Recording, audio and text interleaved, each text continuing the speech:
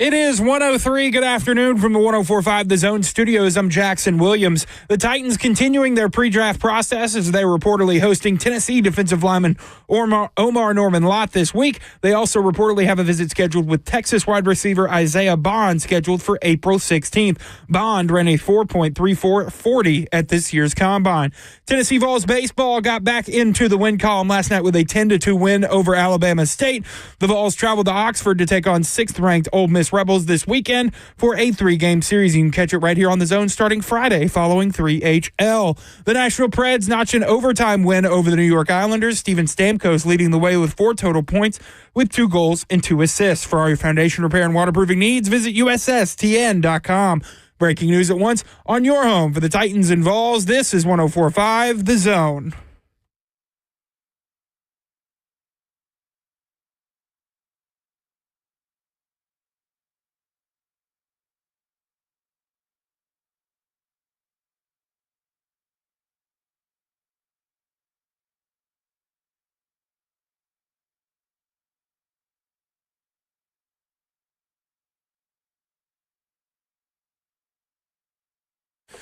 Cover 2 with Blaine Bishop and Zach Lyons here on 104.5 The Zone, powered by all Four Seasons Garage Doors. 615-737-1045 is the number. We got Jay on the line who wants to talk about the NFL draft. We'll get to Jay in just here a second. We'll be joined by Corey Chavis, of former Arizona defensive back and long time, been in the league for 11 years from 1998 on. The hold against Vanderbilt graduate. Yeah, Vanderbilt graduate. And draftnasty.com is his draft website, and we'll be joined by him because today we're previewing cornerbacks and defensive backs and stuff like that. We'll be talking about a lot about the Titans looking at cornerbacks, maybe what that means for the current state of the team. But I got to start off.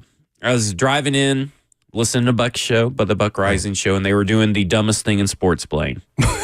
I missed that. What did he do this time? They were doing their weekly segment. They, callers call in and give them their dumbest thing in sports and all that kind of stuff. It's similar to Ding Dong of the Week. Oh, okay.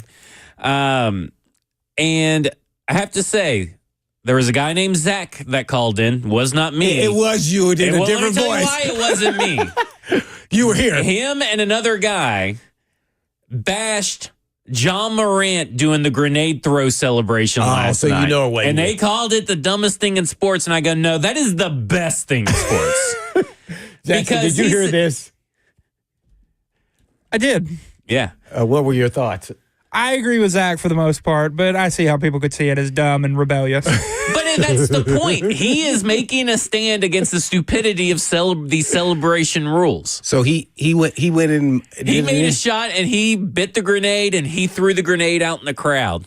Oh, and it was awesome. So he's going to get fined again? Oh, I don't think necessarily. We don't know. You can do the grenade, huh? I guess he could do the grenade, not the guns. We'll see. I mean, people do the bow and arrow, all this kind of stuff. So we'll see if now grenade celebrations are outlawed. And if that gets outlawed, then he needs to go to the bazooka.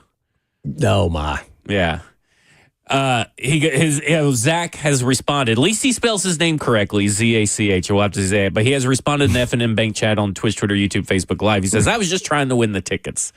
I said, I don't know who ended up winning the tickets. I got out of my car when they were about to announce it. But I was just like, the 2 people called in saying that. I was like, come on, Zach, you got to be better. Represent us better. All right. But did they win? I don't know. I got out of the car, and our producer just went running out of our studio, so I have no clue what was going on back there. But Ross is here. Ross, who won the dumbest thing in sports? Do you know? Oh, I was talking about the Grizz when he did the throw. But when I came in this morning, I'm not going to lie, I told Lucas, it's the jaw thing. I know you feel differently about that. Thank you. I guess some people with some real brains. All right, butthead, get off here. How are you going to get butthead, get out of here. Get out of here, Ross. That's better. Thank you, Ross. No, get out of here, Ross. Can't believe I let him on. That's the last time Ross will ever be allowed to speak on this show. Well, yeah. He's trying to give us an honest opinion and not based off if you like somebody or not. Yeah. Apparently, Luka getting ejected last night is the one that won. So. That should have won, too. That was absurd. Yeah. I did see that on the little highlight. Like, whoa, that really? For that? Yeah. I don't even understand what he actually did. I will say this. I hope it escalates. If they outlaw the grenade throw, I hope he does a bazooka next. Just puts it on his shoulder and just launches it. He said he would do that as long as you pay his fine. I can't pay his fines, but he has way more than enough money to do that himself. Okay, so let's talk some football. And the Beast came out today, and I thought there was some. Now, what is that? So the Beast is Dane Brugler's draft guide. Oh. So if you've never, it's on the Athletic. So if you don't subscribe to the Athletic, you're not going to be able to get it. But it is one of those draft guides where you get deep stuff about their high school, what they did in high school, about their family and all this kind of stuff. What kind of person they are. Oh, I think I would like that. You would really dig it. I'll have to pull up one and read you some. But what was interesting was his top 100. And the reason I say that was interesting is because he had 12 wide receivers in the top 100. Oh, okay. 17 edge rushers. Right. This is what you posted, right? Yeah, this is what I posted. Okay. 6 safeties, 9 running backs, which I find, I don't know. I want to come back to that 9 running backs thing here in a second. 9 offensive tackles, 7 tight ends, 11 cornerbacks, 11 defensive tackles, 6 quarterbacks in the top 100. With Quinn Ewers and Jalen Milroe rounding out the top 6, 8 interior offensive linemen, and 4 linebackers. And I want to go back to the running backs. 4 linebackers. Now, obviously, these are his top 100 prospects. These are not people that he thinks are going to go in the top 100, but they are top 100 talents. Mm-hmm. And there's 9 running backs. To me, that says more about the rest of the draft class, the quality of some of these players, that 9 running backs are top 100 players based on film analysis. That seems really high, and that kind of scares me a little bit about this day 3 kind of draft coming up for the Tennessee Titans, or really for all teams, because, are those 9 running backs that good? Or is the rest of the people that could be in the top 100 maybe not that good? You get what I'm saying? No, I completely understand it. It's really a catch-22 because you could say that this is just a strong class of running backs and the rest of the draft is just good. There's going to be elite guys coming out every year. And I think what is really not being said here, as much as the NFL had devalues the running back, everybody knows the running back position is still important. Yes. You got to have a running game. Got to have a running game to have success in this league. It's just no way around it. I don't care how much you throw the football. You got to be able to run when you need to run. And so I do think this is, I've said it before, I thought this was a strong running back class. And if it was me, I wouldn't be drafting a running back if I'm the Titans, unless it's 5th round and after. Because I think I can get a guy 5th round, undrafted, somewhat similar. Maybe a little bit better, but right now that's not as pressing me unless I get an elite running back, a game changer, somebody who's a blue chip, and they're not going to do that high because they don't have a 3rd round pick, so they're not going to do it with the first 2. Well, maybe they will with the 2nd round. I don't know. I would not. I would not think that would happen. For me, that would be a wild scene on social media if they did that. Now, reason why I say that is, thinking from the Titans' perspective, is they may be remodeling exactly what they really want. And one thing that is missing on this team is a lot of blue chip players. And we're talking about elite. And they just don't have a lot.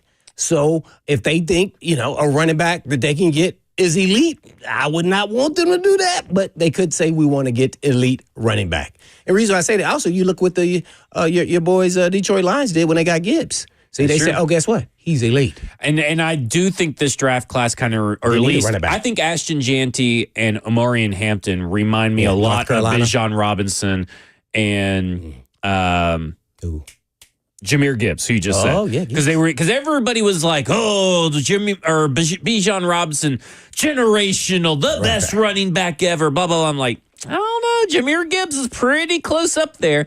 And who's had arguably more success and more plays that matter feels like Jahmyr Gibbs. And I feel like Omarion Hampton and Ashton Jeanty are a lot closer than what people want to say. And I'll say this, Ashton Jeanty, awesome tape. Yeah, he is. Jeanty, awesome tape.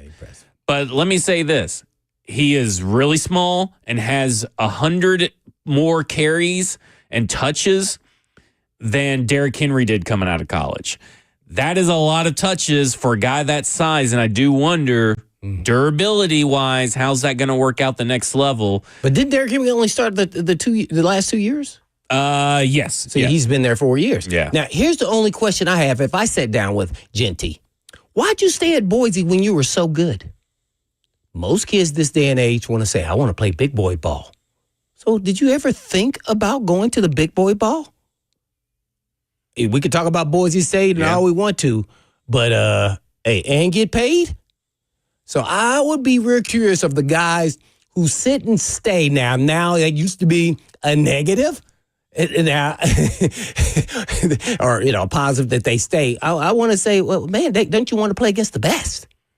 See, so that would make me wonder, but his talent is there. I've seen him hurdle people. I really think he's a faster Emmitt Smith. Yeah. When I watch him. So I don't know. I think his body is built durable. I know he's a smaller guy, but he is rocked up all over the place. So it will be something that, test here early on because guys will be bigger, stronger, faster. But he's number one by far. I really like the North Carolina guy as well, Hampton.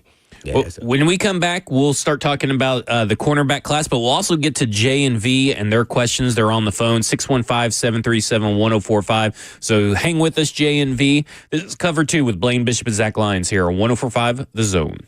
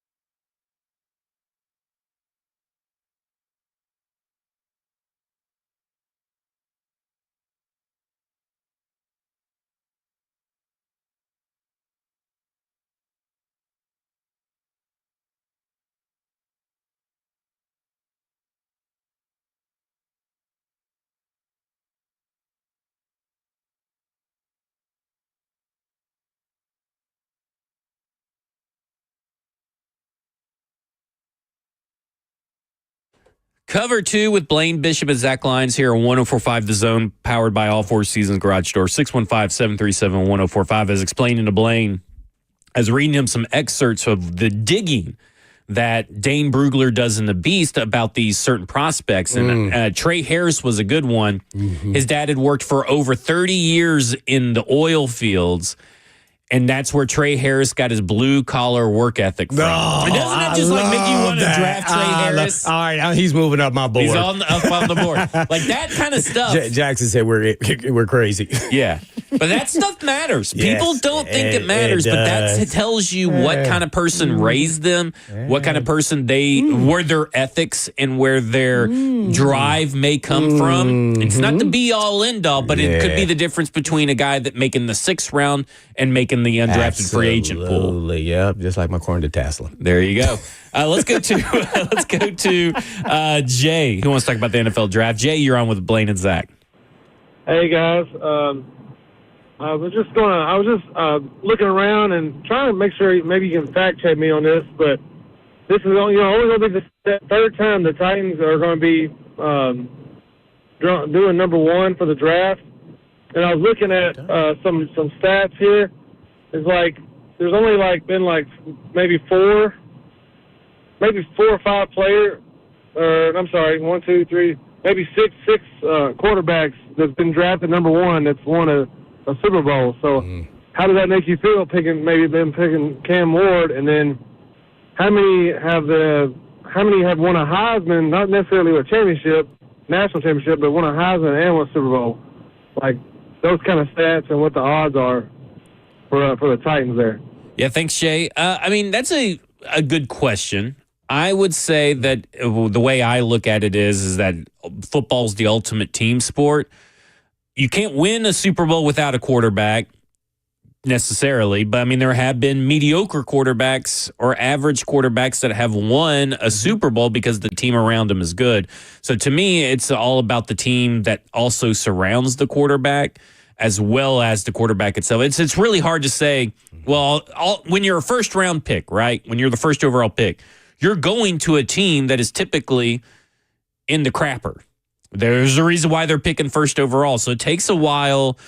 And by the time that some of these draft picks, by the time the team gets good around them, they're probably on the downside of their career. So it's all about building on the fly and building quickly around your young quarterback. But only one team can win the Super Bowl, and that's really hard to do. Yeah, that was kind of an interesting question because I haven't thought about it deeply like that, in that the guy, basically, I don't know who he's referencing. Mariota was number 2, correct? I don't know what he was talking about as far as this. He said it's the third time the Titans were a number 1 pick? I think making number 1 pick. I'm sure he's including Oilers in that. Oh, okay. I didn't know. But I didn't know if he was including just maybe high picks like VY or whoever else.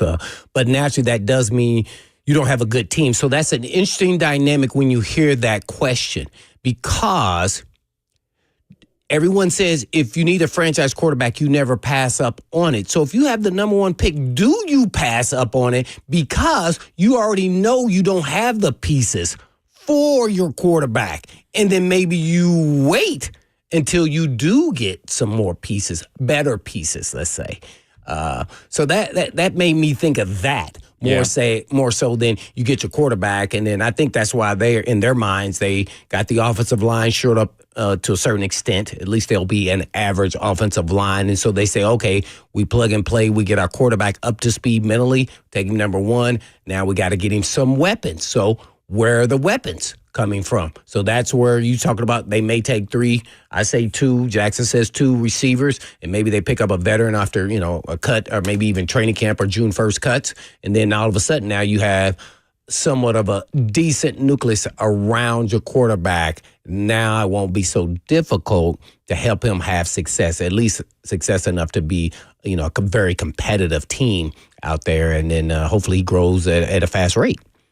So it would be, I would say, just of how it's really hard to say that it's the players' fault that are picked 1 overall. Right.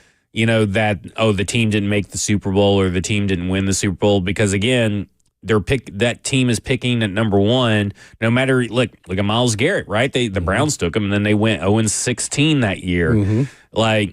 And the But they're the Browns haven't Browns. made it to the Super Bowl. They're the Browns.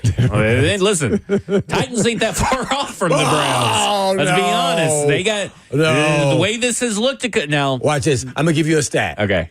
I may be wrong, so fact check me, Jackson. I'm throwing this out the clear blue. Since 1999, the Tennessee Titans are in the top 10 in wins in the NFL. I think I don't know top 10. I'd say top 15.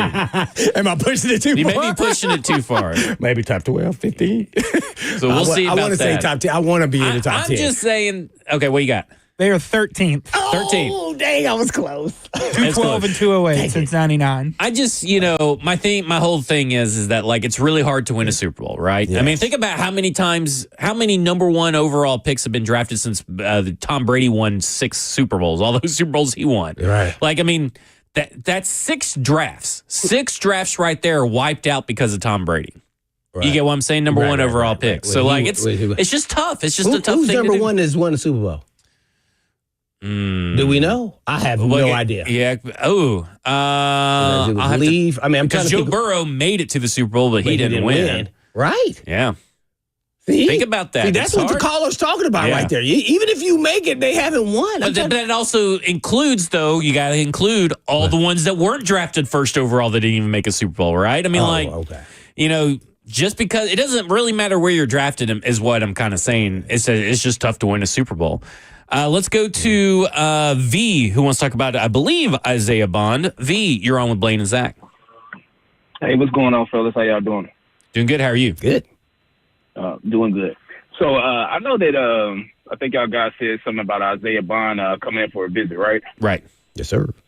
Okay, so with that being said, it's obvious that we're going number one with the quarterback. I mean, at this point. Isaiah Bond is probably going in the first round, right? So no, not at all. If he goes first round, think so? I'll pay you $100 if he goes first round. Where is he projected to go? Second round? Oh, yeah. He's projected to go like third or fourth. Oh, really? Yeah. Oh man. Yeah. Oh, because of I didn't injury think he was history? going that far. Injury history and quote unquote your favorite thing to hear from anonymous scouts, diva-like qualities. Oh, I want my wide receiver to be deep. I do too, but I think he's dropped considerably. Fast though, boy. Ooh. He is fast. But go ahead with your question. V. Sorry, B. Okay, well, with you saying that, though, because I was just going to say that, because I thought he was going to be in the first round, but I guess I haven't been doing my homework. But I was going to say that what was his point of visiting, but you already just answered my question. He's going to second to third round. So, yeah. You got the answer. Would you want the Titans to take him in the second round with their 35th pick, though, V? See, I don't know. But, I mean, he's like you said, we need some speed. We really don't have that speed on, like, for wide receivers besides Calvin Ridley. So speed will probably be a good thing to have. At wide receiver, we need that. You ain't kidding about that, V. They need it. Playmakers, man. We appreciate it. Well, here's my feeling on the top 30 visits.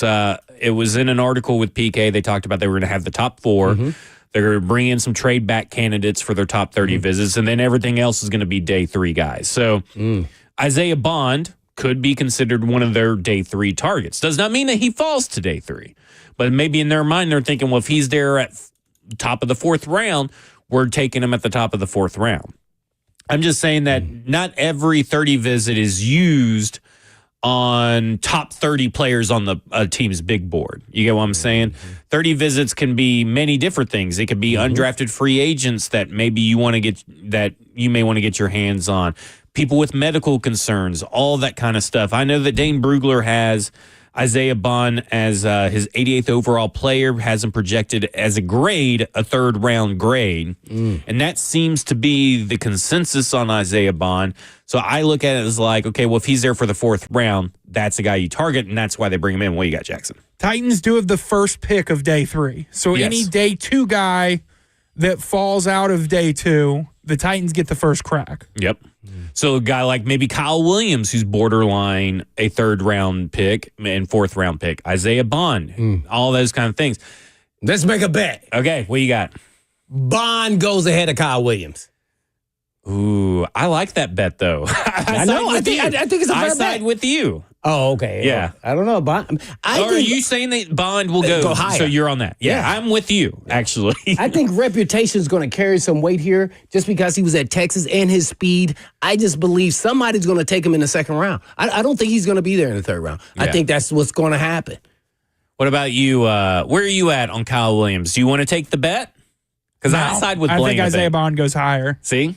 I think they're both third round guys. I do think that, but I do think that Isaiah Titans Bond. don't have a third round, right? Yeah, no third rounder. Not yet. Not yet. You never know. You never know. I don't know, let's go to man. Coach T, who wants to talk to Blaine. Coach T, you're on Blaine and Zach. Hey, man, what's going on, Zach? What's up, B? Hey, you know, Blaine, I'm just wondering where we're going to dinner, man, because you owe me, man. I won that bet. Florida won. Hey, you know, that's why I pull up because I had to make sure that I get that public, a congratulations, baby. You gave me Auburn and you came back and gave me that. And, you had a great game. And so you just let me know. But here's the one thing I want you and Zach to look at, because especially with the new NIL changes that's changing almost every day, you have finally seen a Final Four moving forward that will represent basically the Power Five. I love the small schools, but I don't think moving forward a small school possibly make it out of the Sweet 16 because now the shift in money is going to the Power Five conferences. So I want to hear you guys' thought about that. And the other big news is, Blaine, make sure, don't forget to pull up on me, baby, Monday night on my podcast, the Pull Up Podcast Show, 8 p.m. Central on YouTube. I got your boy, none other than LeVar Ball of the Big Baller brand, going to be on talking to me, baby. What? Oh, okay. Yeah. I'll definitely tune in. There you Yes, go. most definitely. So I appreciate you. Give me that restaurant. We're going to go out and eat something. All right, got All right. you. Just bring Isaiah. Yeah, bring him with you. All right, Coach T, I appreciate it. I'm not too concerned about all the Power 5 stuff, NIL stuff. I just want good basketball. At this point, like when you get to the Final Four, I want the 4 best teams, even if that does not necessarily mean the number 1 overall seeds are all the 4 best teams. I want the 4 best tournament teams that earn their way there. I don't care if they're small school, big school, no school, does not matter to me. Yeah, I think he was also, to add to that, I think he's talking about maybe, there's not going to be a lot of small schools just because of all the NIL and then those guys getting taken from those smaller schools are not big program names. Yeah. And then they get plucked and then pulled and paid for the Power 5 schools. So maybe they don't have it, but you still always want the best teams. And it's usually the teams that get hot. We were just talking about with Jackson, how, because I have the Tennessee baseball, you get hot at the right time. Sometimes the most talented team doesn't always win the championship, and sometimes it's the team who got hot at the right time. So it's really, basketball is somewhat similar to that whole equation. And man, you hate to see it. Houston, you would say probably if it was under 70, they would have won 9 out of 10 times. Yep. And this was that 10th time that they didn't, man. So it's just kind of weird that way. Again, I'm just that guy because I'm not a die-hard basketball fan by any means. I'm not tuning in for all 80 games of the NBA or whatever. I can't do it. Was it like 160 or so? Whatever many I NBA just watched games there the are. Tennessee games, man. Yeah. Same with all the college games. There's so many good do you college. watch Alabama's games? I do when I Okay. can, but I don't make it a point. Like football's appointment watching. Oh, okay. Basketball's like, if I can get to it, I'll watch the basketball. And At least have it on. And that's just kind of where I'm at, is because of the schedule and all that kind of stuff. So to me, I'm one of those guys that will say, like, there's so many games. It's exhausting. It's just, let's get to the tournament, and that's where I'm going to enjoy some fun. I just want good basketball. This is probably a question for Jackson more than you, since you're probably just a casual fan. I've always felt that they should move college basketball games and don't start them till January. Is that bad or good? And why I think that is because everybody's still focusing on football. So I just like, dang it, man. I missed the first 2 months of the season. So for me, it does start in January. I think the non-conference, I'll watch some bigger games. Right. Like Tennessee plays, a handful of these bigger non-conference so maybe games. December they should start. Yeah, so like those games are fine in October and November when you're playing like out in, you're playing At Ball in-state State. schools, just not these great teams. So you just kind of, I like getting those out of the way. January, football season's over. We're starting SEC play. That goes all the way to March Madness. That makes sense. And plus, you'd have to change the name from March Madness to like May Madness or April Madness or something. If you no, I wouldn't keep. I would shorten the season. I would start it in December based off what you just told me. It made a lot of sense.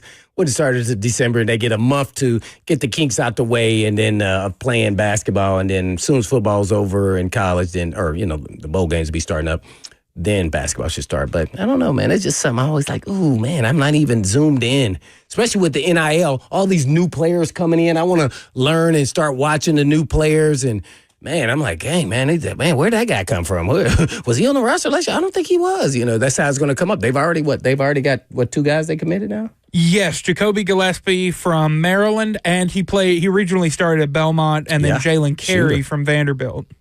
Yeah, he's kind of a all-around player. He's talking smack already to Vandy fans, I saw. I love it.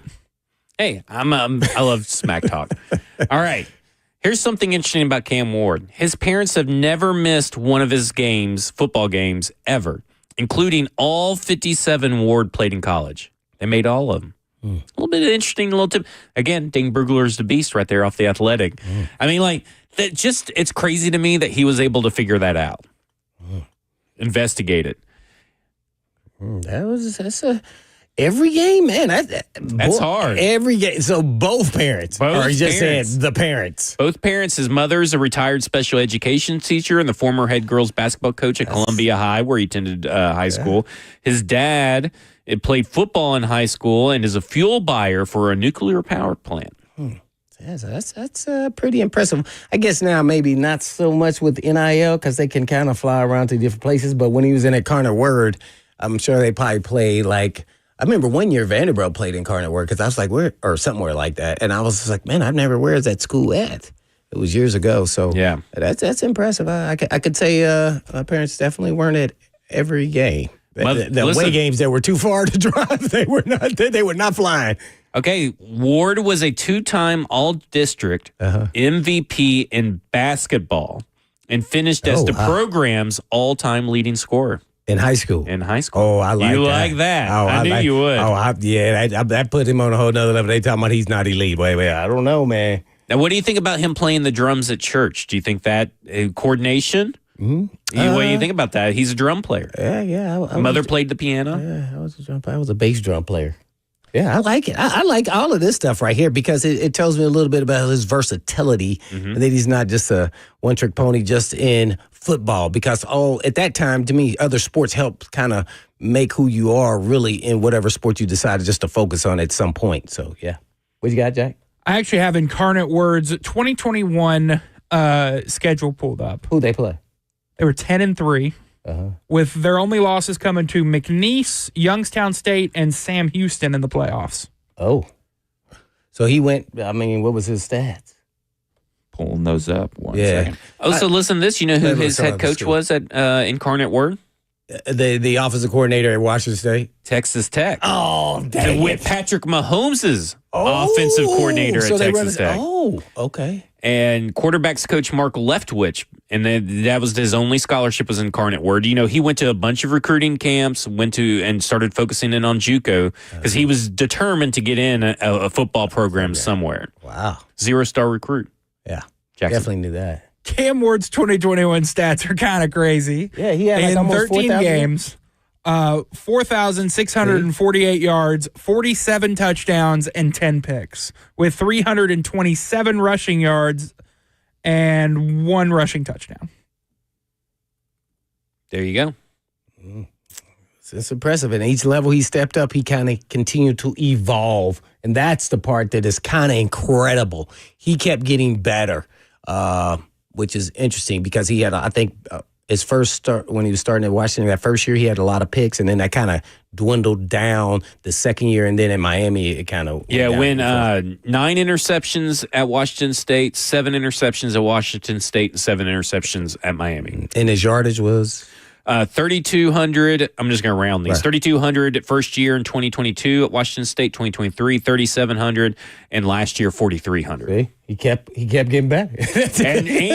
and from Washington State, those 3 years, his completion percentage went up every year.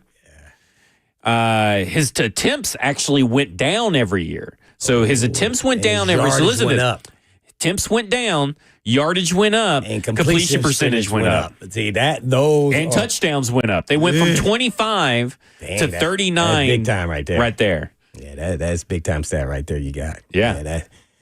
That you don't see that very often, especially as you move up. Like if you were at the same program, then you would say, okay, they're getting better. But this guy was doing, and then that shows his leadership skills to let the players and coaches all buy into his leadership and what he brings to the table is pretty impressive. All right, when we come back, we're going to switch gears to the defensive side of the ball, talk cornerbacks. So what does this cornerback class mean for the state of the roster of the Tennessee Titans, and particularly one player who is due for an extension? This is Cover 2 with Blaine Bishop and Zach Lyons here on 104.5 The Zone. All right.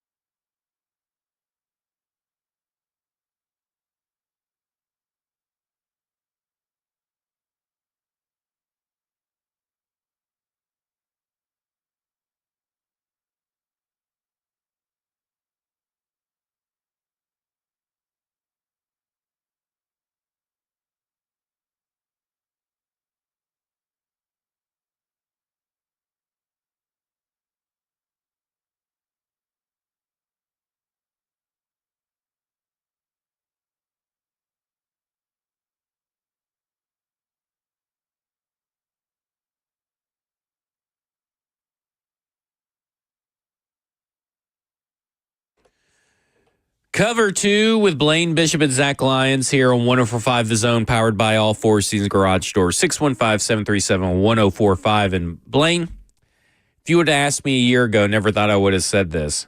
But I'm a little worried about Roger McCreary's long-term prospects as a Tennessee Titan. Not because of his talent, but he's a prime candidate for an extension. He's in the last year of his contract. We haven't heard anything discussed about it.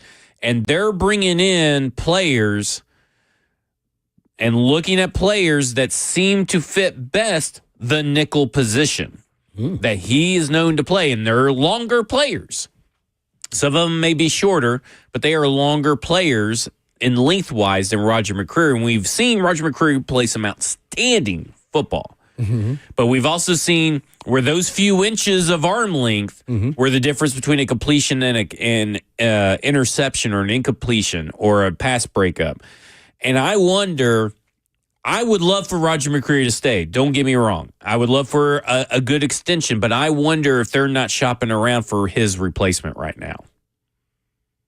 That will be interesting because I'm going to say this. I think you can get away with not having a great arm length there in the slot. And he showed that even in the SEC big-time conference there at Auburn, and he played well against all the elite receivers, including Alabama's receivers, who were probably the best at the time he was there. So I watched a lot of that and tapes of him. And so I like him as a player. I think they feel like they can get a player that's just like him. And I won't even say in the draft. They don't need to go to the draft because Bronley fits the bill. That's who should be there. You have to have this aggressive nature mindset about yourself in that slot. That's why, some people say the better athletes are outside, but the tougher position mentally is the slot because you become linebacker, you become nickel, you become safety at some points in time. There are a lot of different, you got to understand the scheme and the system where you need to fit on a lot of different things as well as in the pass game. So the mental part of that, and so I like that part of him because he can go outside and play as well. So I think Bronley is the better fit, especially in this scheme and system. So I think they probably would probably let him walk after this season. And if they like a guy who's available in the slot in the draft, maybe they keep Bronley outside. But I actually like him inside because he's I'm going to say this and it's going to sound weird. He's too aggressive outside.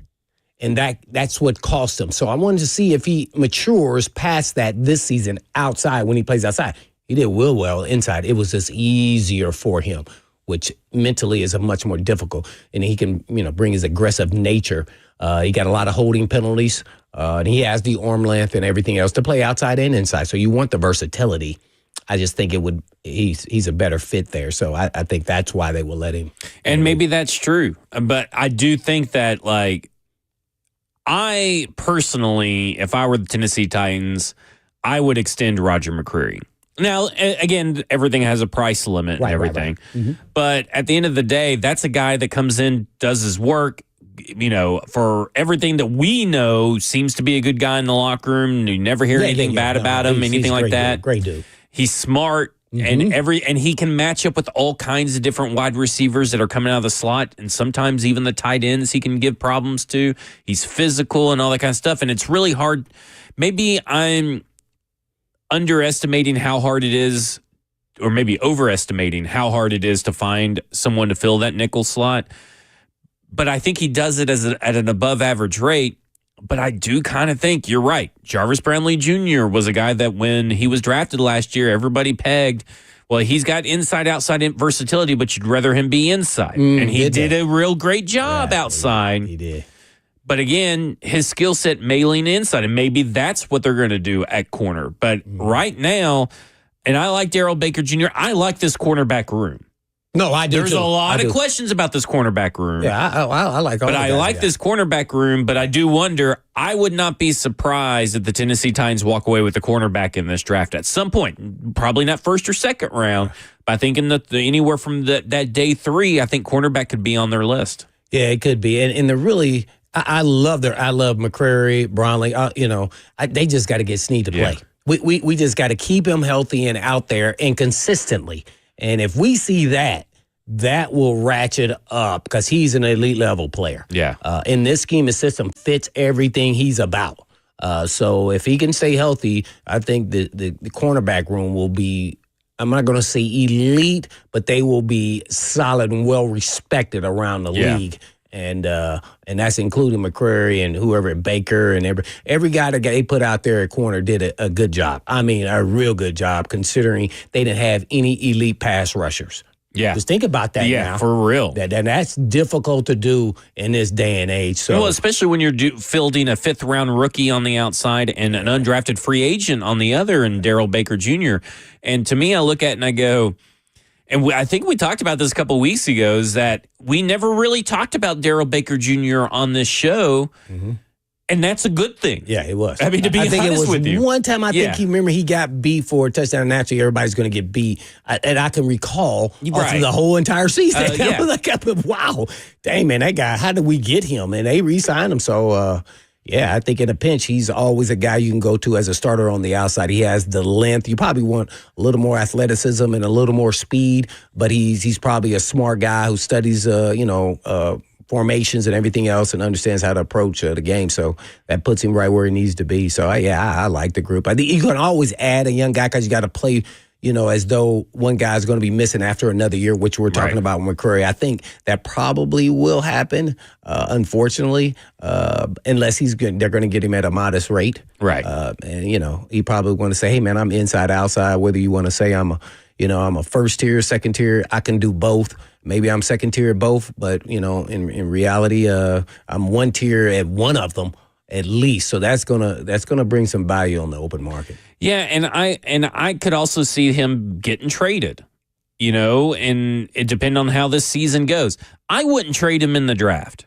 I know that I think Joe Blacko in the F&M Bank chat, he says he's so replaceable in the draft, and I'm like, you say that, but in theory, it's really hard to replace what Roger McCreary's given you because he's also been healthy and available, too, for most of his career. Yeah. And so, that's really hard to project at the next level, that you're going to be able to start off where Roger McCreary left off with a third-rounder, day 3 pick. I mean, you got to remember, he was a high second-round pick, and he was first-round talent by a lot of people's estimations, and he only really fell because of his size. And his arm length. I think his arm length. Yeah, his arm length. I feel like he's lived up to a second-round draft pick, so I would be just very reticent to say so easily he's so replaceable in the draft. Because he was always available. Mm-hmm. Now, is he on the elite level playing as far as his athleticism and those things? No, but he's right there at the bottom of that. So, man, it's tough to say. I wouldn't be trading him unless I understood, I don't know when the trade deadline is, usually at the end of October or so, that we're not doing very well, and he's one of the valuable pieces, and we know at that point in time we're not going to re-sign him. That's probably going to, and then that may be too late. I mean, to some people, you may not get anything for him. Yeah. Even if he's playing solid. So I don't know. Maybe he's easier to replace because of how the draft is set up and to get a nickel guy. But I mean, again, it's really hard to project. I look at it this way. KC Jones says, "Why wouldn't we pay Roger?" I go, "Well, here's how I view it. This regime has no loyalty to anybody on this roster that was drafted. So, and he's in the last year. Personally, I would, but I've also been around. Well, I haven't been around Roger, but I've been here covering the Tennessee Titans for Roger's tenure, and so I look at it and I go, McCreary's health, his ability. Listen, you guys don't discount how good actually Roger McCreary is as a nickelback. Yeah. By a lot of measures, he's near top 10 in this league as a nickelback. Yeah. And that is really important in today's NFL when there's 11 personnel being used all the time. Yeah. And he's available. Yeah. That matters. That all matters. When we come back, we'll talk more about the prospects in this class and why we wish that maybe L'Jarius Sneed didn't get traded here. This is Cover 2 with Blaine Bishop and Zach Lyons here on 104.5 The Zone.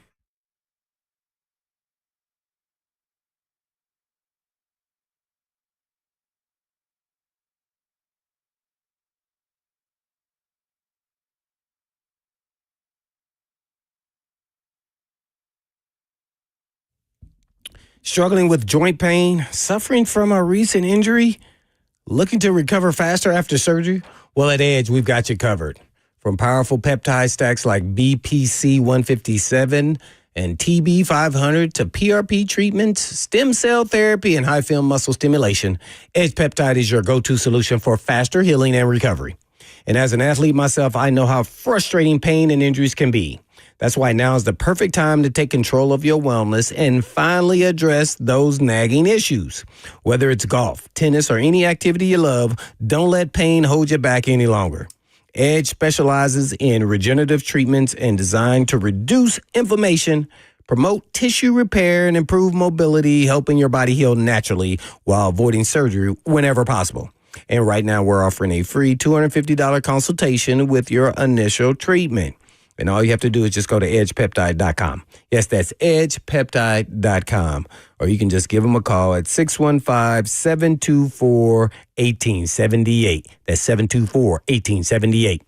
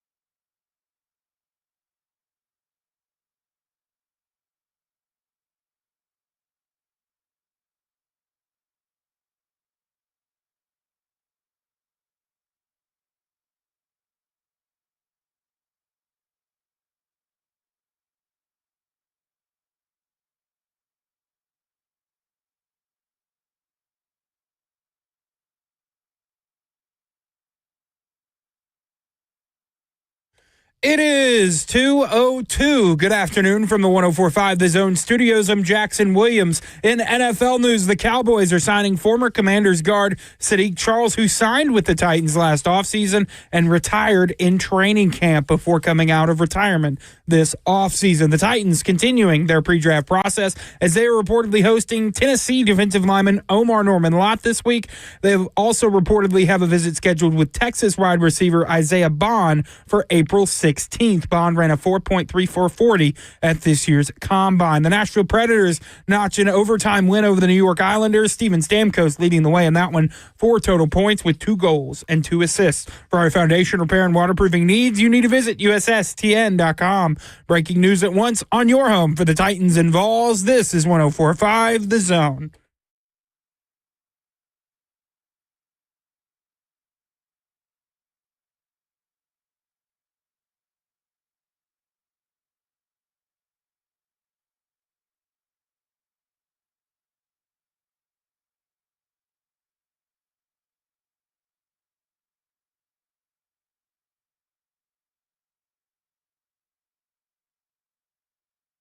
Cover 2 with Blaine Bishop and Zach Lyons here on 104.5 The Zone, powered by All Four Seasons Garage Doors, 615-737-1045. If you want to get in on the conversation, we'll be joined by Corey Chavis, former NFL defensive back.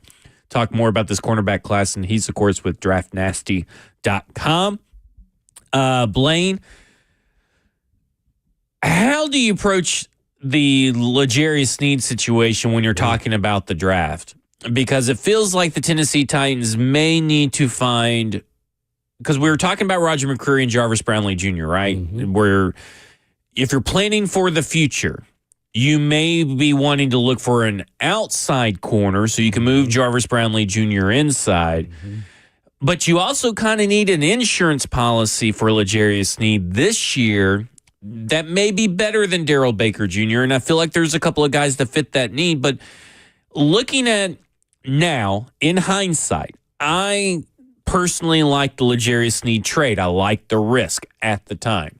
It did not come to fruition. Yeah. I did not. You did not. Not no knee when you're a track athlete. You're a track athlete when you play corner. In this scheme and system, there was too much risk. And so it did not come to fruition. Love him as a player. And now I'm even more, now I'm on the other side where, like, using hindsight, I'm like, man, I really wish the Titans had that 3rd round pick in this year's draft class because guess what? There's a lot of corners here that I feel that fit that 3rd round that could be a starter, and they're younger, and I feel like that we're in this precarious situation with these prospects where it's like, what did we just talk about off air? We're talking about wide receiver and edge at 35 if they get stuck, and how there's 66 players drafted between the 2 Titans players, the one at 35 and the one at 103. Wow.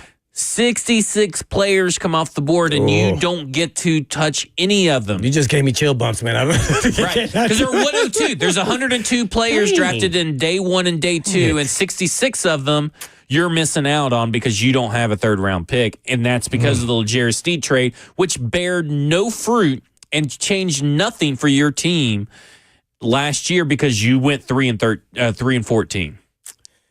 Yeah, I would probably lean into an outside guy because you want the more athletic, long-armed guy, especially in this scheme and system where, you're doing a lot of man-to-man. So I would definitely agree with that. You can always, if you have some injury issues in the slot, you can always get some production from guys as less talented. You just got to be super sharp on understanding what their responsibilities are and get away with that 5'10" guy in the slot. So, yeah, that outside guy, he has to be super athletic, especially the receivers now are getting so tall and super athletic. Yeah. I would. Because, who's the special team guy? Isn't he a corner? The guy outside of Baker they just signed? I want to say it was. Well, James Proche, if that's the guy you're thinking of as a wide receiver. I'm not the receiver. I'm talking about the corner. I want to say Harrison, but that's not it. No, it's not him. He was number 26 last year. Oh, my God. I don't know why I'm blanking on his name. Just signed him Justin Hardy. Hardy, is that the guy you're thinking of? Yep, Hardy. Yeah. He's a corner, correct? Yes. So I don't recall seeing him out there a lot at corner at all in games. So he's got a little bit of length to him. So But yeah, they want a young up and coming. He's like 29 or 30 yeah, too. yeah, he's up there. But hey, you can't fill all your holes in one season.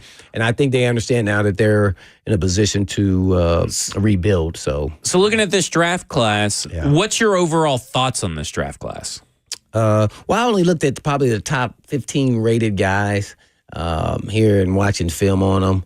I thought there were some really good players, and then there were some that I thought looked like me and maybe should be moving to safety. Yeah. Well, who are some of those guys? Yeah.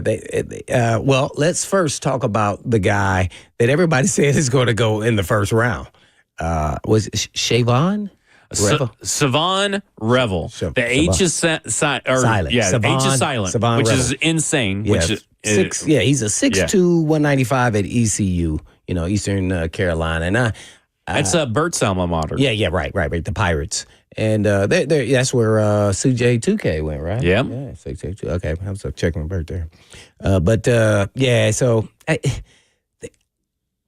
I like what I saw, but I saw a lot of things in that from one year to the next, he looked like he hit too hard in the weight room and got too thick, and then he started looking stiff, safety-esque. He did a lot of blitzing. He reminded of exactly what I used to do in the scheme that I played in. He just was a lot taller. And so to me, those guys usually are safeties in the NFL, and that's boundary corner. And so that's what they used him as, and I don't know why. When he was in man-to-man, I never really saw him go on a burst and just make plays all over the place when on the ball. So I was a little disappointed with that. He is a solid player. First round, I did not see that. I didn't see that at all. I saw second round, maybe, maybe even third. I like the Porter guy from Iowa State a lot better.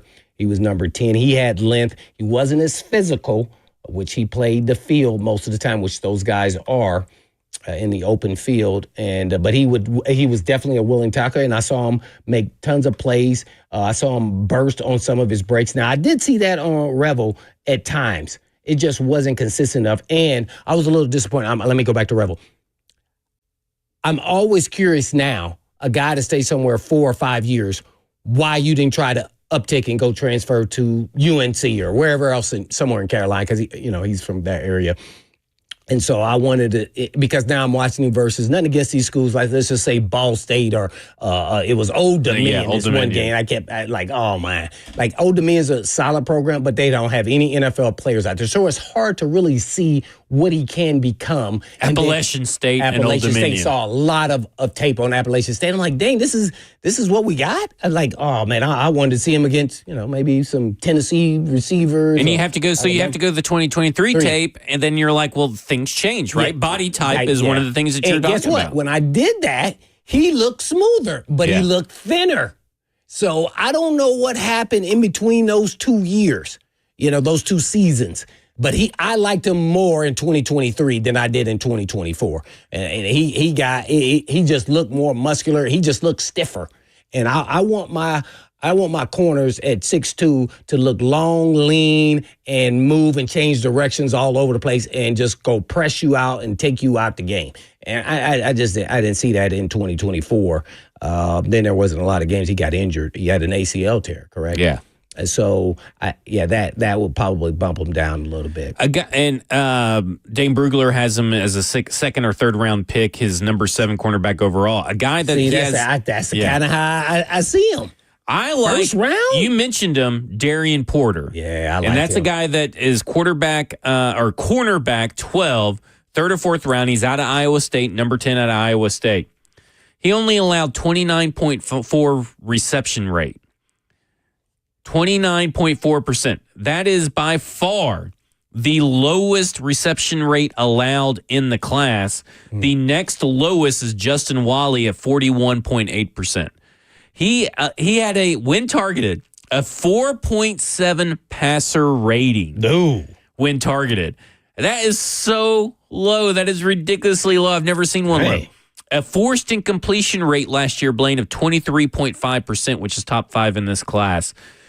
And he only allowed a reception on 38.8% one reception for every 38.8 snaps in coverage. And I saw that. For whatever reason, Iowa State's got some skill guys. Yeah, I like that TJ Tampa kid out of last year that came out.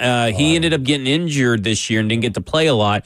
Now, he didn't play a lot of man coverage, and that was kind of my big thing about him, but he was a guy that I really liked a lot last year. What was his size? Where did he end up? He was about actually that size, same as him, because they like their big, long corners, and because we're talking about a guy that is almost 6'3" in Darian Porter. Yeah. 195 pounds. He ran a 4.3 40, See? a 1.51 10-yard dash.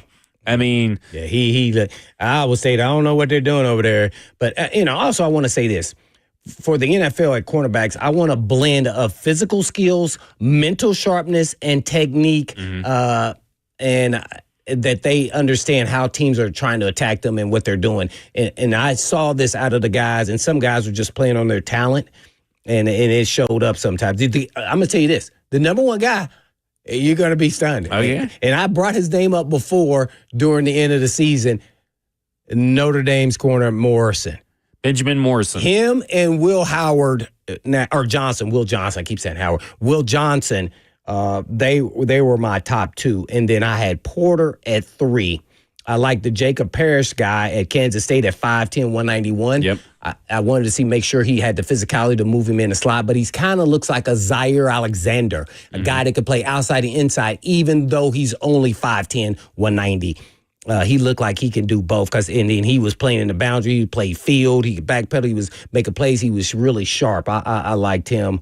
I thought the guy from Ole Miss was a little stiff at times, but I still liked him, Trey Amos. Yeah. He pretty solid. He's probably a mid-round guy. And then the two Texas guys, well, I'm going to call them two Texas guys. I like them, Barron, and as well as this safety kid that they have there, number 7 and number 4. So I like both of those guys. I forgot his name. But Did you end up getting to this Zaw Frazier kid out of UTSA? No, I did not. I put him on your tape. I'd be interested to know because he looks like a skeleton out there, but he plays like a werewolf. Yeah. There's guys like that. Yeah, I mean, I played with a couple guys like that. Like, dang, yeah, man, he was he's real physical. He wasn't even strong in the weight room. Yeah, it doesn't matter, man. It's a mentality. And then also another guy, which was weird. Yeah, and y'all gonna laugh at me when I say this about. Why was it with a corner, and they always wear weird numbers at Virginia Tech. Why does a corner wear number 44? I don't know. See, You're talking about Dorian Strong, yes, right? Yes, I am. And guess what? I liked him. I come on like, man, 44? Well, where's the moxie and I'm that dude? You got to have some air of confidence about you to play that corner because guess what? You are going to get beat. This is nobody like you're going to get beat. I want to see some moxie, but 44 just didn't give me that vibe. But his play did. His play did. I think he's probably a 3rd, 4th round guy, maybe pushed down further just because how the draft, you just never know how it go. But I did like what I saw there. Well, when we come back, we'll go to our phones. We'll go to Steve, but we'll also be joined by Corey Chavis, a former NFL defensive back who works at draftnasty.com. This is Cover 2 with Blaine Bishop and Zach Lyons here, 104.5 The Zone.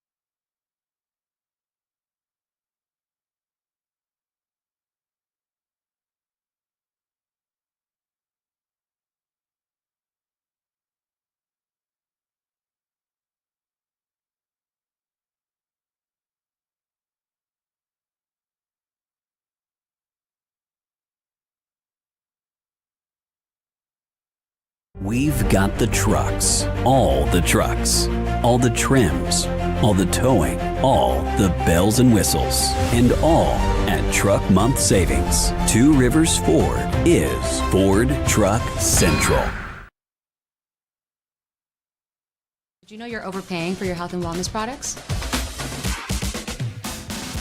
With over 20 company-owned brands offering its members vitamins, supplements, wellness, and skincare products, you're able to save up to 70% off retail. Members Nutrition can't change your life, but we can change the way you live.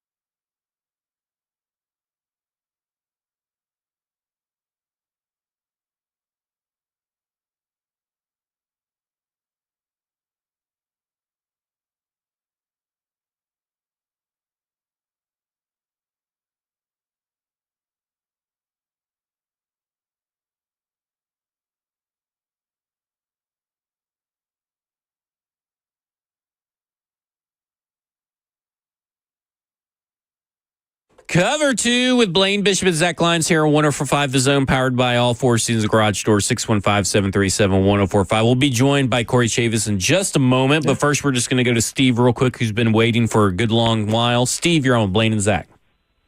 Hello, guys. First time caller, long time listener. Oh, cool. Right. Y'all were discussing defensive backs, and Corners. I was wondering what you thought about or what your grades were on Upton Stout from Western Kentucky. Oh, yeah. We like him. We both liked him. I liked him before I was going to the Senior Bowl, when I was watching my Senior Bowl tape, to get up with players, I was really in on Upton Stout. And I got that vibe from Upton Stout, kind of like I got from Jarvis Brownlee Jr. It didn't matter who he's lined up against; they were in a dogfight. Yeah. So I really like Upton and it shows Stout. up on tape. I mean, he was all slot. I think I watched him 2 years ago. He played outside and inside, and he kept making plays. I go, man, who is this dude?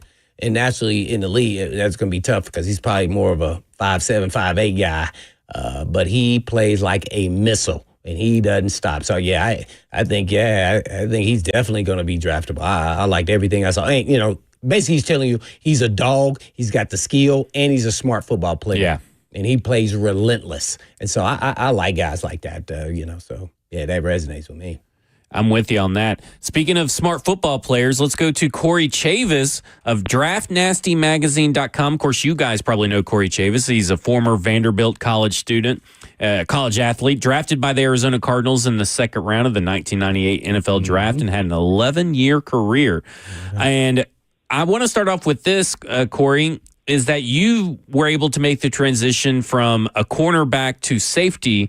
How hard is that transition for you in the NFL? I mean, how hard is that for players? Because there's a lot of guys in this draft class that corners that kind of look like, maybe you should be at safety. I did the same thing. That was his one. I did not go to SEC school, though. Well, first of all, thanks a lot for having me. I really appreciate y'all having me on.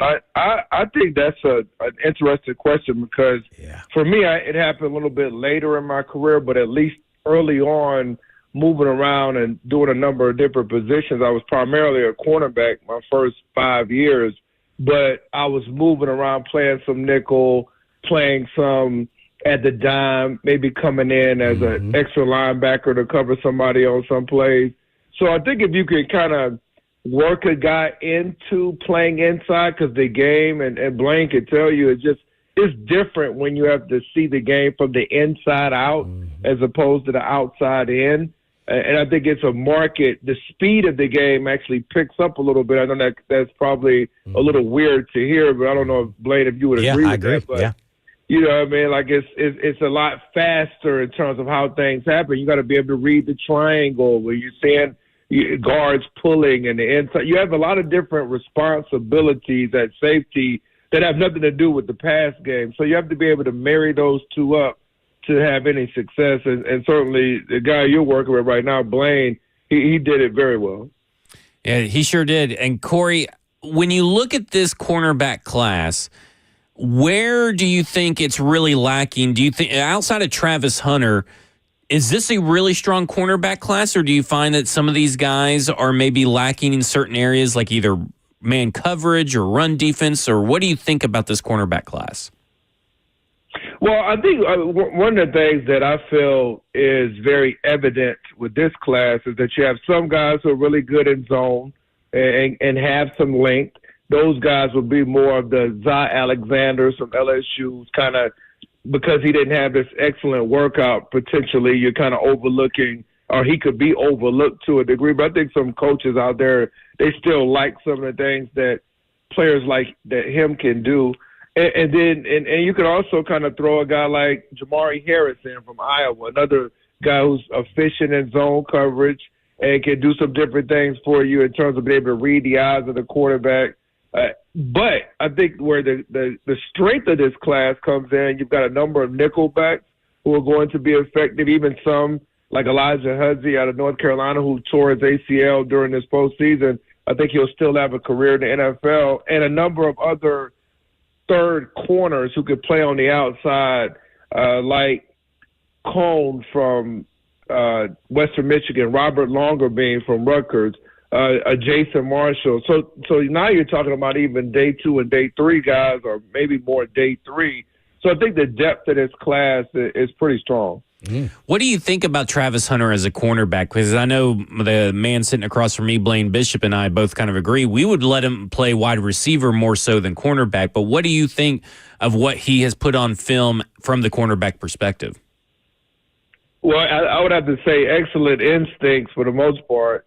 I think the interception that we kind of spotlighted, the first interception that he had at Colorado, came against TCU. And he talked about Coach Kelly during the week, having gone over that play. They had seen it before. He kind of went through in his description. I was there at that game. In his post game, him talk about it. I think the football IQ that he has, the natural feel for the game, just he was in man coverage on the play, and he said, okay, I knew that they weren't going to be able to get over top of the potential pick because the running back was offset, so I kind of anticipated the quarterback was going to go there, so I just came off my man, and he went and picked it off. Now, you're not going to make a habit of that, but I do feel like those rare instincts that he has for the position show up at cornerback, but if there is a problem that he may have, it might be going against a former Titan and A.J. Brown and having to deal with that size. So I'll get bumped off a little bit on some of those routes. He's going to have to grow into his frame at 188 pounds. I think he will.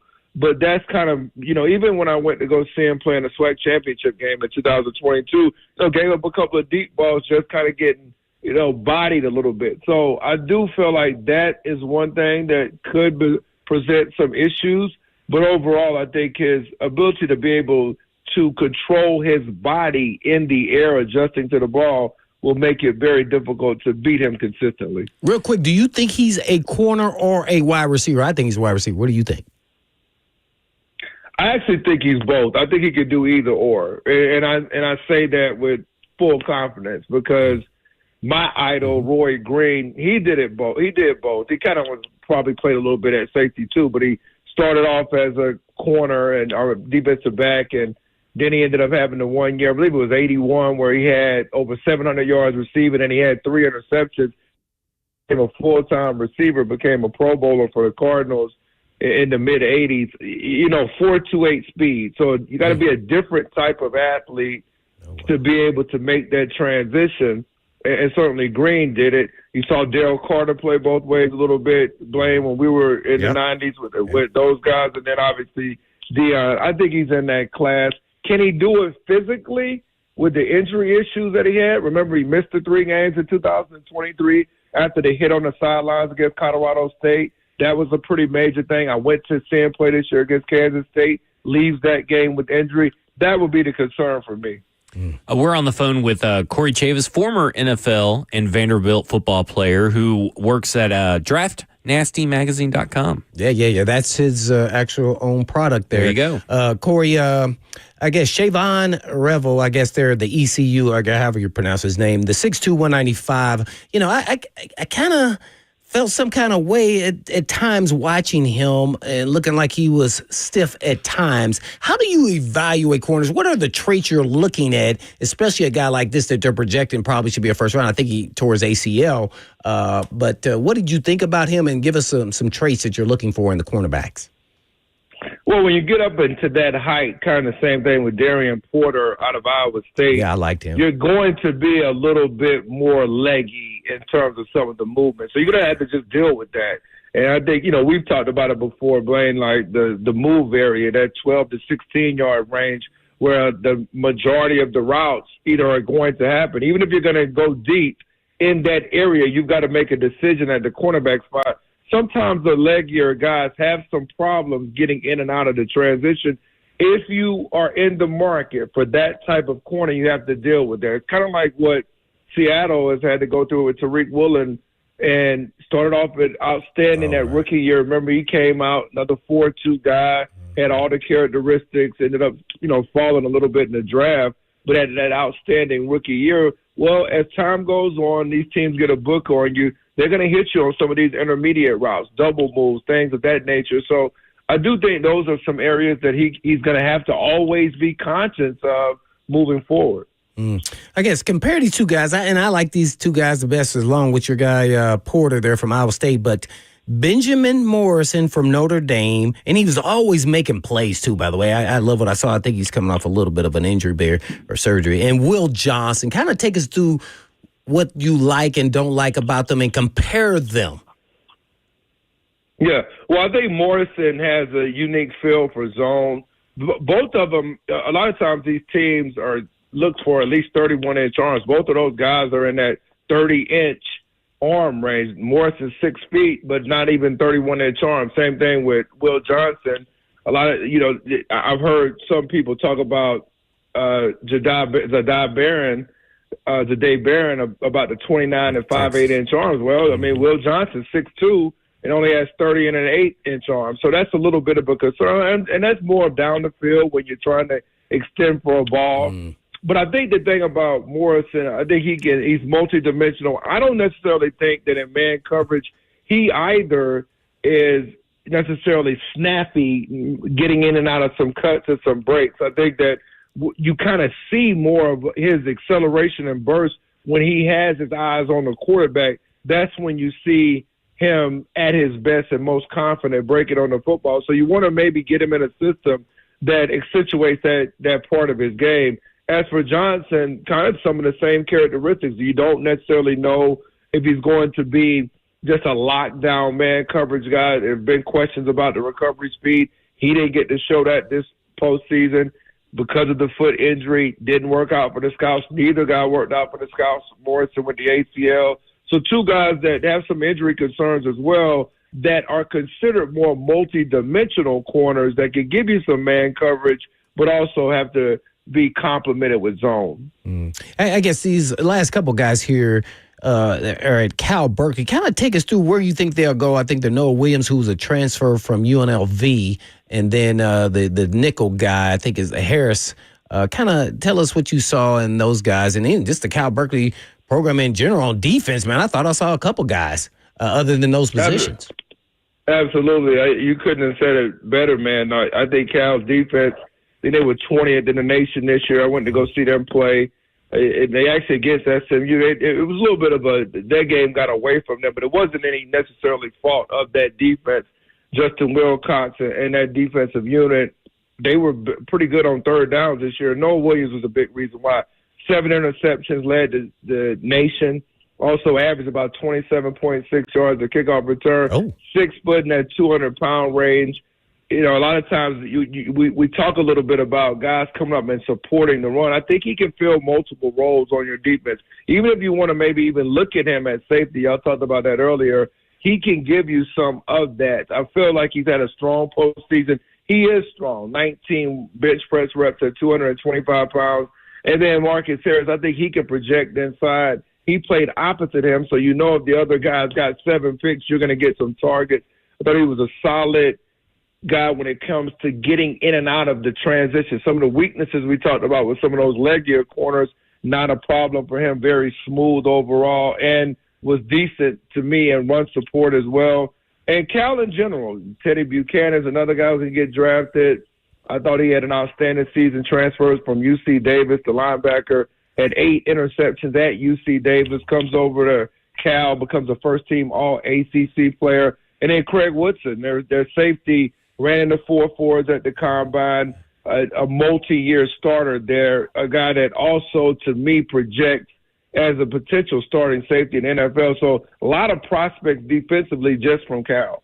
Real quick, just give us, what do you look for when you say this guy as a corner, but he's probably going to project as a safety in the league, even if it's just like free safety? What are you seeing in tape that makes you think that that's a possibility besides, maybe physicality?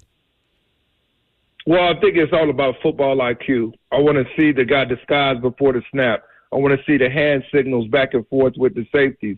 I want to see him communicate with the linebackers. I want to see him be able to understand where to fit and crack and replace. And what we mean by that for your listeners, if the wide receiver goes in and crack the linebacker or crack the defensive end, that cornerback has to replace and come up and make the tackle. And so those are the types of situations where you can get a pretty good feel about whether a guy from the outside will mix it up inside. So those are some of the things I look for. I want to see you have a good feel for the game, understanding down and distance. When do you jam? When do you play off? Those things can translate to an inside position as well. And I think when you overall look at the down and distance tendencies, if it's third and long, are you getting up and pressing the guy, or are you playing off and letting them catch the ball in front of you to get off the field? So some of those things can kind of give you an indication, and Noah Williams was pretty good in all those facets. Corey, we just got announced that Quincy Riley, the cornerback out of Louisville, is coming in for a 30 visit with the Tennessee Titans. Tell our listeners a little bit about what you've seen from Quincy Riley, because what I saw at the Senior Bowl was very impressive. I mean, but he's a little bit smaller. But again, just kind of like Jarvis Brownlee Jr., who came from Louisville last year, he's just this physical guy that's not afraid of anybody. Not at all. Excellent what you talked about with the Senior Bowl. Thought he was the best cornerback in attendance down there during the week, which is a big popular, thing for scouts to come down and see is who shows up during the week of practices because you get multiple reps. But going back these days at MTSU, right down the road from you guys, outstanding cornerback there. He was somebody that kind of came up under that Scott Schaefer system. Reed Blankenship, some of the guys you've seen now, Super Bowl champion with the Eagles. He was in that same secondary with him. Also, and those guys kind of followed in the footsteps of Kevin Byard, who y'all are familiar with. But Riley started off there from South Carolina, 10-4 100-meter guy, a state champion in the 100-meter guy, in the 100 meters in South Carolina. And so he goes to the combine, runs a 4.48, and people forget that he was just that fast. And that's really what his game is about, recovery speed, outstanding ball skills. I think he ended his career with 14 or 15 picks through the two schools and was one of the ACC's best right when he stepped on campus. He's going to have to, I think, and we talked a little bit about transition earlier, sometimes could get a little bit mechanical some of his movements. You didn't really see that down in the Senior Bowl. Played him inside some at nickel during practices as well. And so I do think that I've even talked to some coaches who believe he could give you some flex potential inside as a nickel. I think he's got a chance. Got to get better as a tackler, keep his head up consistently. But Riley is one of the more intriguing prospects in this draft, and he may go higher than some people may project. Well, it says right here, according to Dane Brugler, he wasn't flagged for coverage penalties in any of the final 23 games. How hard is that for a defensive back in today's college game? Yeah, it's very hard. And a lot of times it's because you're going to challenge the guy opposite Riley.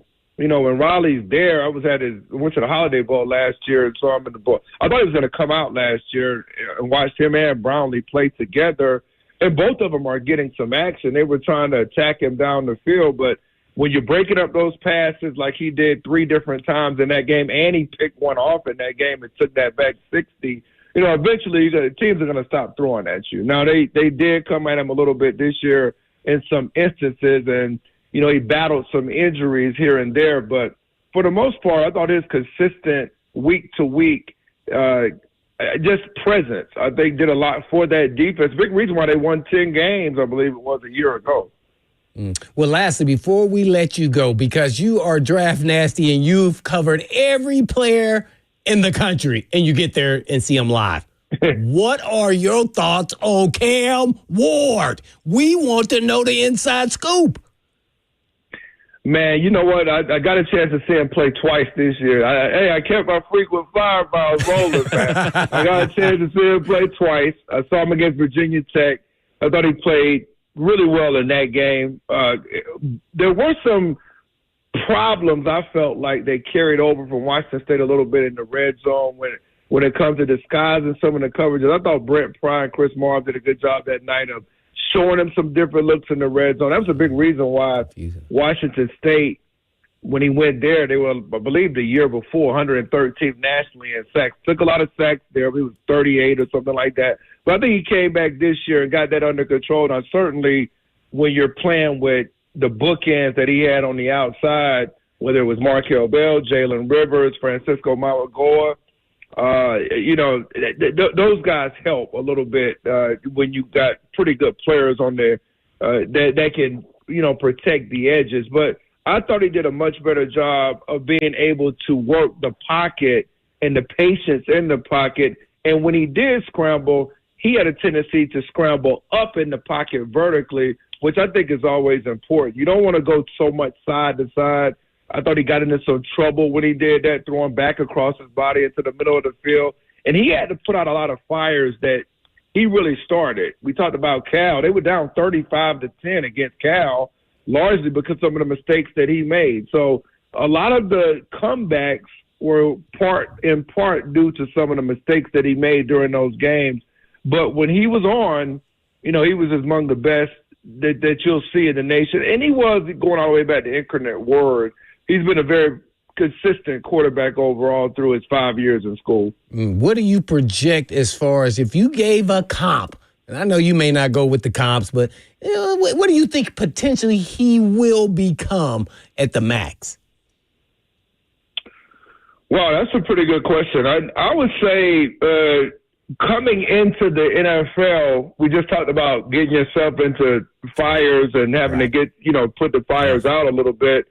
Remember before when Deshaun Watson was in Houston, well, a lot of times they had all these last-second comebacks, and he was a Pro Bowl quarterback, and he was able to bring the team back. I think some of that, I think he's probably a little bit more in terms of just a football. He's really into football. He loves football. Like, he's one of those guys that studies a lot of film. He always tells people, hey, make sure you're watching the tape because he's into the tape. That's probably the biggest difference. I think he has a little bit higher football IQ, maybe even than Watson did, come out of Clemson, more advanced from a football IQ standpoint. Okay. But just some of that type of style of play, he can give you some of that, and that would be the style of play that it reminds me of Watson in Houston those first 2 or 3 years. Gotcha. Well, Corey, we really appreciate your time today. DraftNastyMagazine.com, where you can read all the profiles that they have of this upcoming draft class. Corey, really appreciate it. No, thank you so much. I really appreciate y'all having me on, man. I had a blast. There you go. Bro. You can follow him on Twitter at Corey Chavis. And, of course, DraftNastyMagazine.com is where you can read all of his work when we come back. There's some stuff going on in the chat that I want to bring to your attention and ask you a question about Travis Hunter. This is covered, too, with Blaine Bishop and Zach Lyons here on 105 The Zone.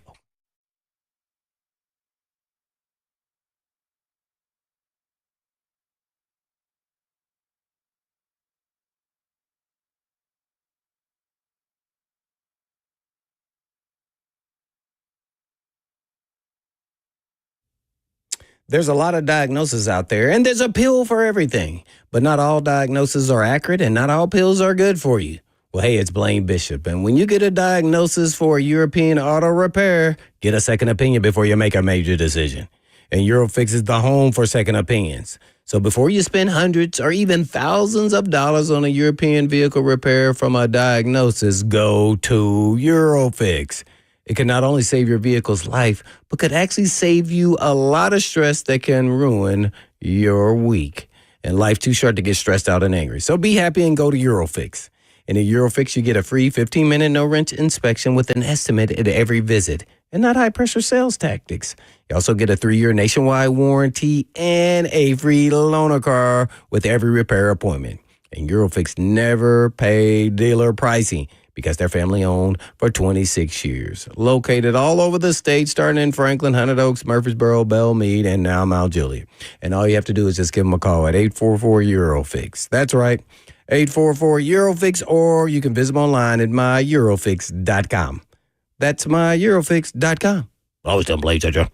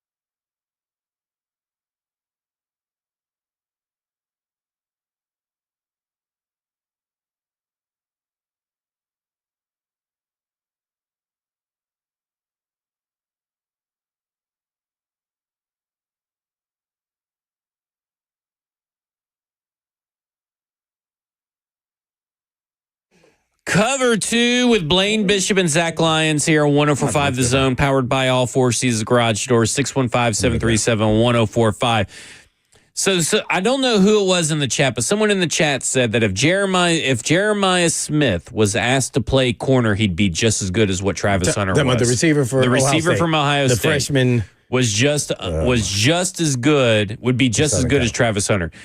And it's not really about those two players, but it's pretty difficult to play both sides of the ball from a mental standpoint, right? It's not just easy where Jeremiah Smith, you've been a wide receiver your whole life, and now go out there and play corner and be just as good as what Travis Hunter was in 2024.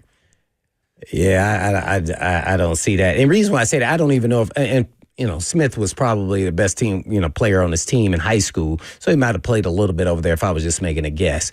But just how they build and how they run, and when I say that, I'm talking about he's kind of a high strider. I don't see defensive back anywhere. You see looseness with Travis Hunter. Now, is he a better, stronger, better built wide receiver than Hunter? Yes, but I don't think he's a two-way player.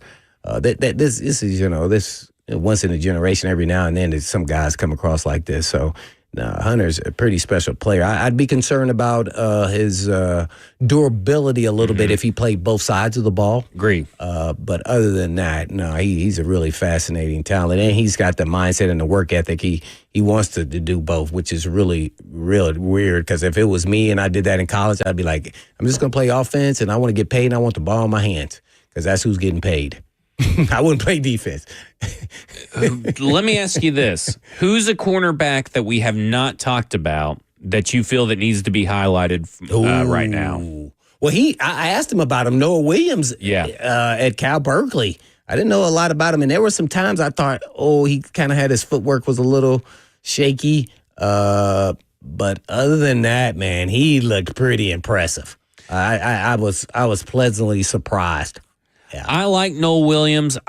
He named them, and it's funny that he named the same exact four players that we named off air. Well, we were gonna ask him because we talked about Marcus Harris off air. We talked about Teddy Buchanan, who the Titans have shown interest in this pre-draft cycle, the inside linebacker there at Cal, and we talked about Craig Woodson off air. And we'll talk about Craig Woodson some more. Only guy we hadn't brought up is Maxwell Harrison from Kentucky. Yes. So talk about that guy. Yeah, I like him a lot. And you know what? Kentucky has a history of getting corners in the NFL.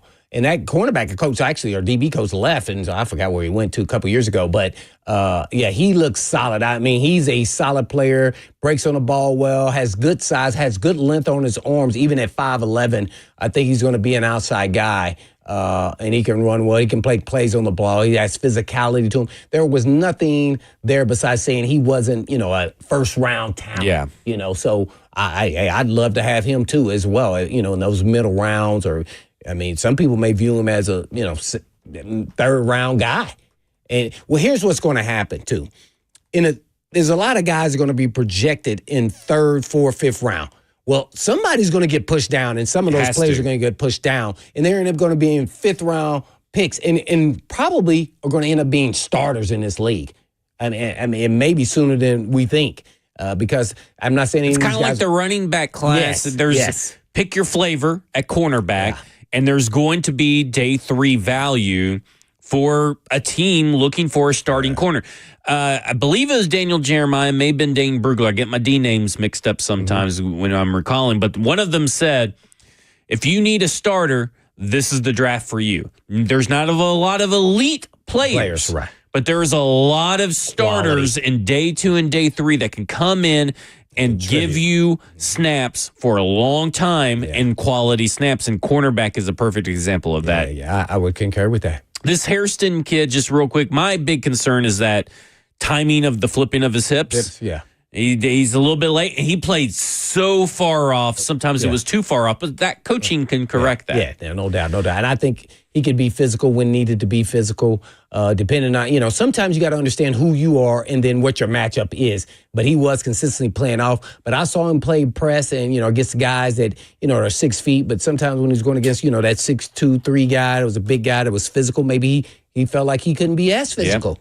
And so he says, well, I don't want to fight that, so let me play finesse with them. See, that's what I'm talking about with Bronley. Pick your times when you want to be aggressive and when not to, because sometimes you're going to run into a guy you can't manhandle. That's and true. You got to figure that out and say, okay, maybe I'm going to act like I'm going to do it, and I'm going to soft pedal him, and then just mirror him down the field. Learn that from yours truly, Samari Rowe. There you go. Yeah. Cover 2 with Blaine Bishop and Zach Lyons here on 105 The Zone. 3HL's up next, and in the meantime, And in between time. peace.